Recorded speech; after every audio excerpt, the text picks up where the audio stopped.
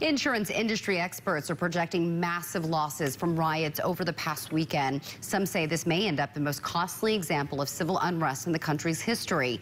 Tonight, CBS 17's consumer investigator Steve Sbragia digging deeper to find out what business owners need to know if they're filing a claim for riot damage. For somebody whose business was damaged, filing a claim is just the start.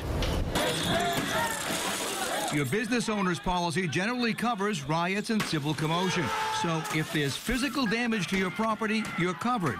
But before you file a claim, you are going to need proof of all of your losses. The first thing I would do would be to gather your sales receipts, your rent, your lease statements, so like your cost of rent, and your inventory, cost of loss of inventory.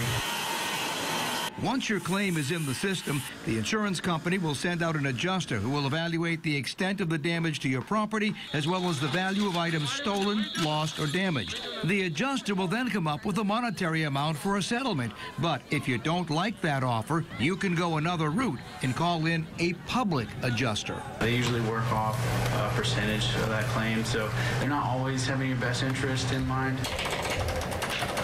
Because Roberts works for an independent agency, he can shop around, finding you the most cost-effective policy for your needs. And he says you should avoid special policies like ones for riot insurance. I prefer to have a business owner's policy because it is a package policy that's going to cover, a wide variety of perils and not just one limited to just rioting. With so many claims being filed, it's impossible to say if premiums will stay steady. If they do go up, just keep in mind you do have the option to shop around and find another carrier that may be able to offer you a better rate.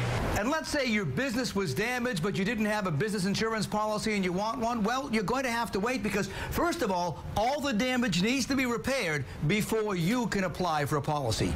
Working for you, I'm consumer investigator Steve Sbragia.